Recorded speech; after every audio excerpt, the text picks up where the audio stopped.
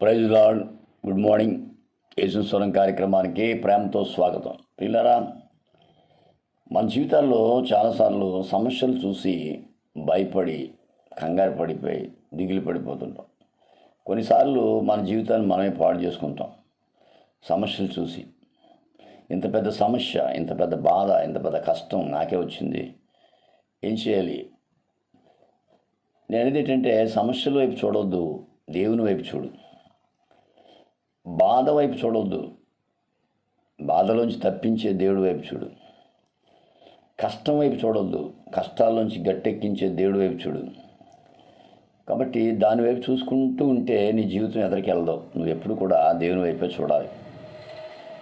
మత్తయి సువార్త 14:30 పేతురు ప్రభుతో అంటాడు, నీవే అయితే నేను రావచ్చా అంటే నీళ్ళ మీద నడిచి రమ్మన్నాడు దేవుడు. యేసయ్య నడిచాడు.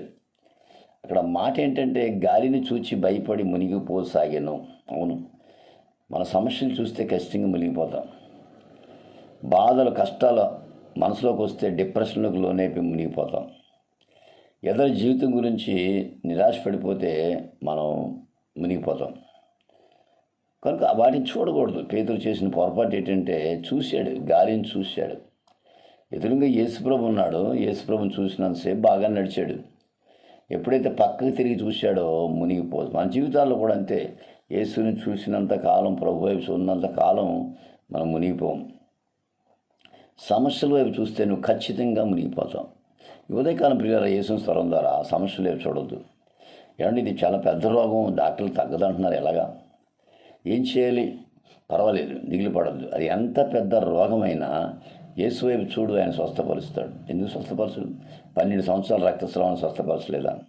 ఏమండి ఇంత పెద్ద అప్పులు మేము తీర్చలేమండి, చాలా కష్టమైపోతుంది, వడ్డీలు కట్టలేదంటావా? ఎంత పెద్ద అద్దైనా సరే ప్రభు తీర్చగలడు, గమనించాలి. ఏమండి ఇంత కష్టాలు, బాధలు పట్టుకొని పీడించేస్తున్నాయి, ఇవన్నీ దేవుడు విడిపిస్తాడు. ఎందుకంటే నువ్వు ఆయన వైపు చూసినప్పుడు. సమస్యల వైపు చూడొద్దు, నిన్ను ప్రేమించే యేసు వైపు చూడు. చూడకండి అట్లా కాసి. సాతాను చాలా తెలివైనడు, అన్నీ చూపిస్తాడు. ఇదిగో నీ జీవితం ఇలాగ అయిపోతుంది, నీ బ్రతికిలాగ అయిపోతుంది, చివరికి నీకేం మిగలదో, ఇంతే నీ జీవితం అని వాడు చాలాసార్లు కంగారు పెడుతుంటాడు.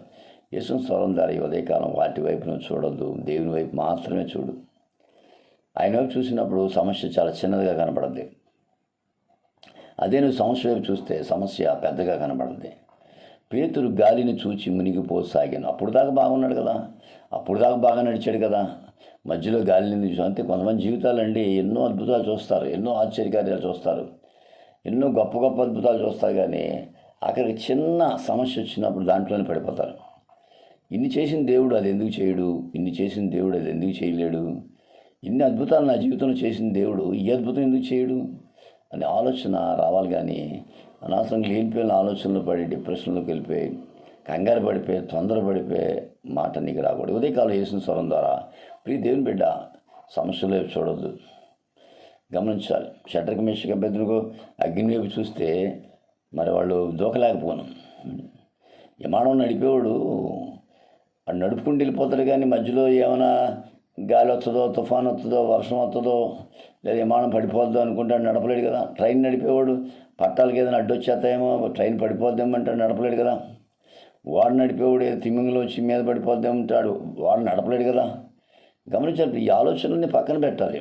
మన గోలు, మన టార్గెట్, మన గమ్యం ఏంటో ఎదరికి వెళ్ళిపోవడమే.